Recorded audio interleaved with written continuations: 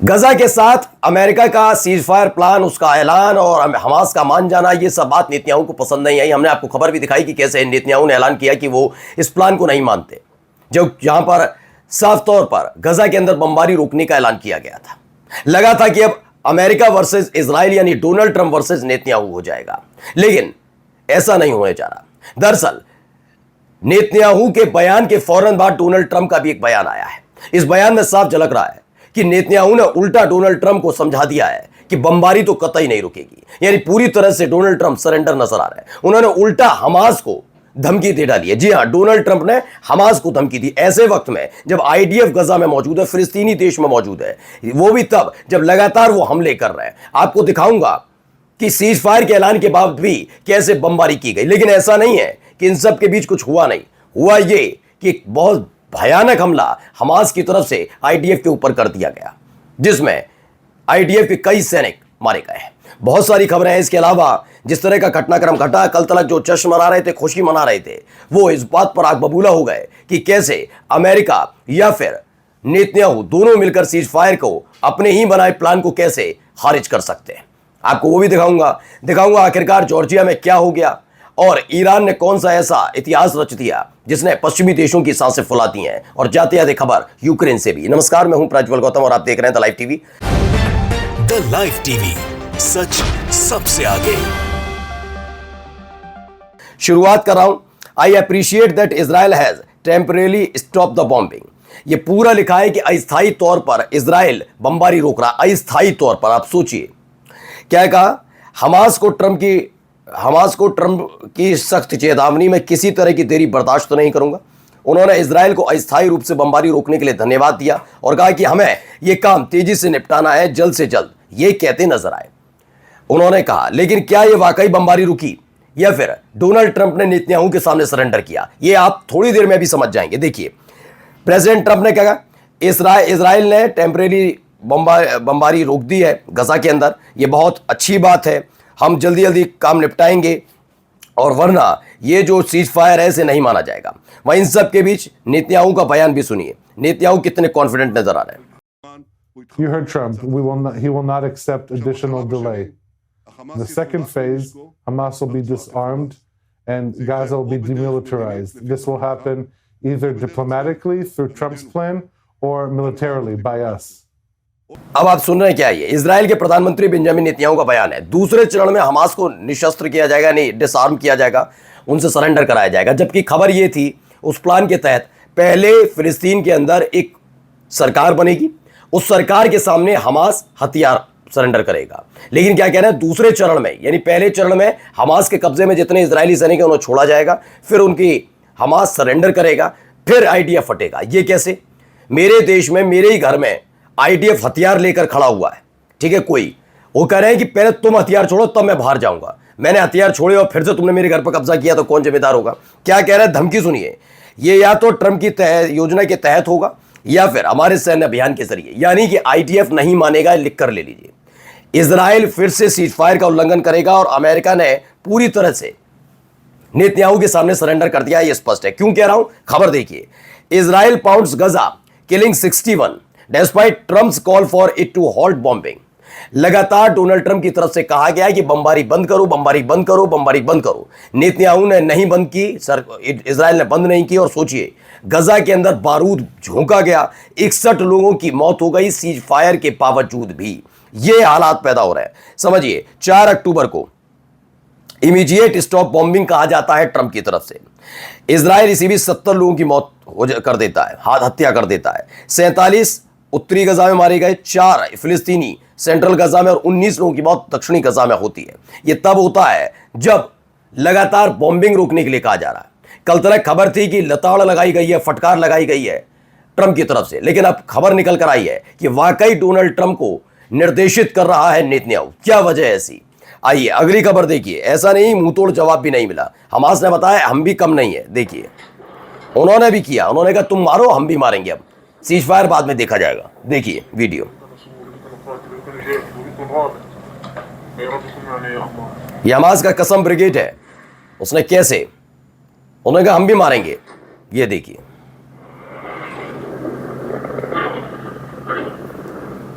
इसी बिल्डिंग के अंदर छिपे हुए थे इजराइल के सैनिक, उन पर हमला कर दिया। उन्होंने कहा तुम हमें मारो, हम जब कह रहे हैं सीज फायर चल रहा है, हम बंधक छोड़ने जा रहे हैं, तुम बात मानने के लिए तैयार नहीं हो। दरअसल इजराइल कभी भी नहीं चाहता कि इजराइल के सैनिक वापस लौटें। इसी को भुनाकर वो पूरी दुनिया में माहौल बनाना चाहता है, लेकिन ये उसके लिए उल्टा पड़ गया। अब जब हमास छोड़ने के लिए तैयार है तो आईडीएफ हमला करने से बाज नहीं आ रही। 61 लोगों की मौत हो जाना दावा, दूसरे में दावा किया गया 70 लोगों की मौत। अपने आप समझिए कौन नहीं चाहता, क्योंकि कतर के अंदर भी जब हमास के नेता इसी सीज फायर डील पर बात करने गए थे तब हमला किया था, क्योंकि नेतन्याहू नहीं चाहते कभी भी हमला रुके। अब आइए वेव डील कैसे क्या, वेव एक और जा रही है सुमुत। We have reached you. We want to sail with you together to Gaza to break the siege. The Thousand Mile. तो ये वेव 2 है जो जा रही है वहां पर, आप देख सकते हैं ग्लोबल साउंड फ्लोटिला है, ये गजा जा रहे हैं। इन्होंने कहा हम तो जाकर रहेंगे। अब क्योंकि फिलिस्तीन हिस्सा है, अपना देश है उसका खुद का, तो ऐसे कैसे हम रुक जाए। तो ये खबर निकल कर आई। यहां पर देखिए अब एक और वीडियो, बेतहाशा भीड़ नजर आई है सिर्फ फिलिस्तीन के समर्थन में। कहाँ की वीडियो में बताता हूं अभी आपको।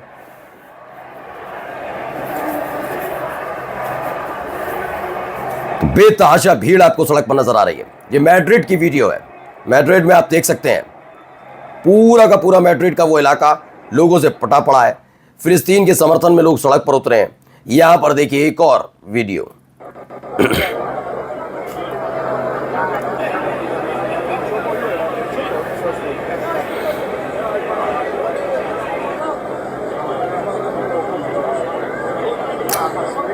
तो फिलिस्तीन का जो ये झंडा है ये दिखाया गया कहाँ, ये सैन मेम्स स्टेडियम है। यानी अंतर्राष्ट्रीय स्तर पर अगर आप देखेंगे, मैं फिर कह रहा हूं कि हम जो गजा है, जो फिलिस्तीन है, वो इस समय क्रांति का प्रतीक बन चुका है।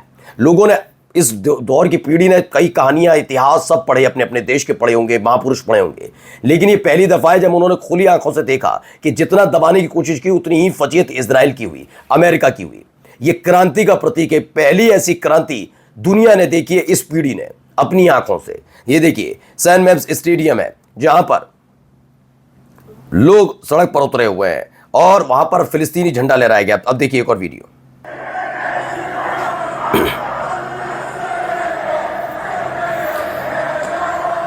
मैक्सिको में भी हो रहा है, इटली में, यूके में, ट्यूनीशिया में।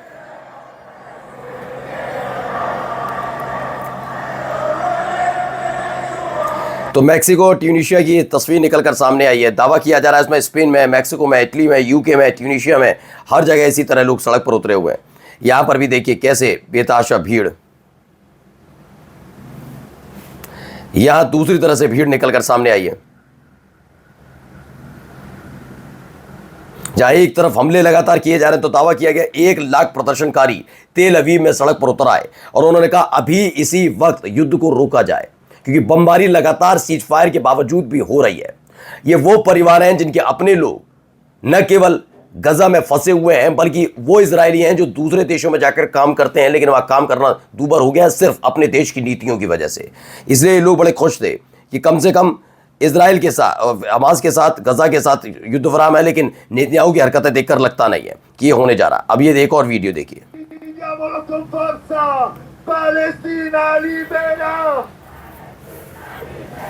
Palestina libera! Free, free Palestine! Free, free Palestine! Stop, stop! तो फ्री फ्री फिलिस्तीन के नारे लगे हैं। 50,000 से ज्यादा लोग वहां इकट्ठा हुए, उन्होंने एक सुर में बोला फ्री फ्री फिलिस्तीन। यहां पर भी देखिए बहुत सारी अलग अलग, ये सारे पश्चिमी देश हैं। अब तक मैंने आपको एक भी देश नहीं देखा है जो मिडिल ईस्ट से है, सारे पश्चिमी देशों में कुछ। ये देखिए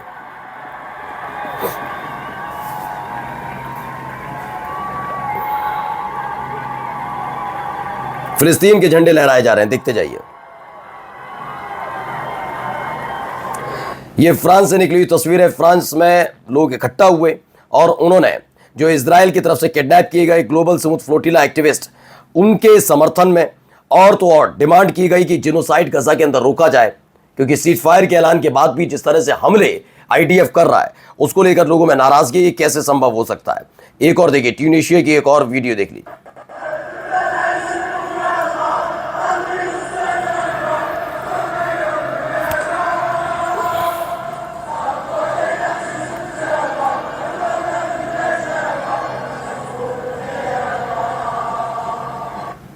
तो ट्यूनीशिया की सड़कों पर लोगों की भीड़ जमा होती है, फिलिस्तीन के झंडे लहराए जाते हैं। नहीं, आप तो सोचिए पूरी दुनिया में इस समय फिलिस्तीन के नाम का चर्चा है। फिलिस्तीन के नाम की चर्चा इसलिए कि उन्होंने देखा कि 2 साल तक उन्होंने इजराइल से लड़े, उनके पास अत्याधुनिक हथियार थे, उनसे लड़े, अपनी जमीन का 1 इंच नहीं जाने दिया, उन पर अत्याचार हुए, वो रोए बिल्कुल, लेकिन उन्होंने हमास के खिलाफ एक शब्द नहीं बोला। उन्होंने कहा नहीं, ये हमारे देश की लड़ाई है। और देखिए अब यही क्रांति का प्रतीक बना कि कैसे लोगों को दबाया जाए, तब कैसा बनना है, फिलिस्तीन जैसा बनना है, ये लोग कह रहे हैं वहां पर। आइए एक और पश्चिमी देश देखिए जहां पर लोग सड़क पर उतरे। ये लोग हाथों में कार्डबोर्ड लेकर, बैनर लेकर, जेनोसाइड वर्क हियर, यहां पर बताया गया। ये कहां पर हो रहा है बताता हूं अभी मैं आपको। ये लॉस एंजलिस है, रेजिडेंट प्रोटेस्ट कर रहे हैं इजरायली काउंसुलेट के बाहर। इजराइल का जो दूतावास है उसके ठीक बाहर खड़े होकर कर रहे हैं और बता रहे हैं कि यहां जेनोसाइड की रणनीति तैयार की जाती है, ये साफ साफ लफ्जों में। अब आइए एक वीडियो निकल कर आई ईरान से। ईरान ने कहा लोगों को हैरान कर दिया।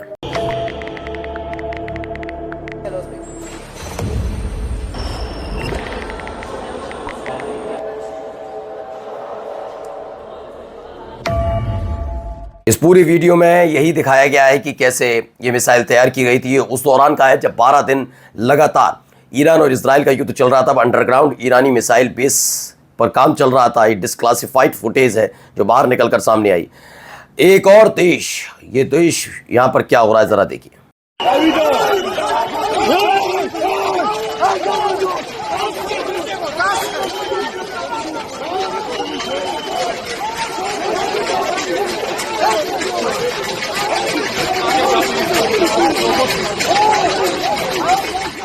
तो जॉर्जिया में राष्ट्रपति भवन पर प्रदर्शनकारियों का कब्जा हो गया। तिब्लिसी में हिंसक झड़पें हुई। फ्रीडम स्क्वायर से मार्च करने के बाद प्रदर्शनकारियों ने तिब्लिसी स्थित राष्ट्रपति भवन पर धावा बोल दिया।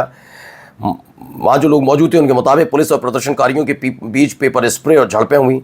भवन में यानी राष्ट्रपति भवन को तोड़ा गया। आवास में घुस गए लोग। जहां दंगा रोधी पुलिस और विशेष बलों ने उन्हें रोकने की कोशिश की। अब सुरक्षा बलों ने पूरे क्षेत्र को घेर लिया और टकराव लगातार जारी है। यानी जॉर्जिया भी जल उठा है। अलग अलग तस्वीरें देखते चलिए कैसे हालात वहां बन रहे हैं।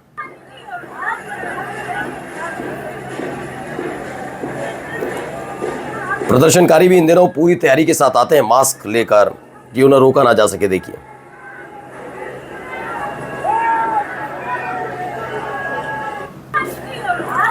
एक और वीडियो देखिए कैसे आगजनी भी हुई है वहां पर।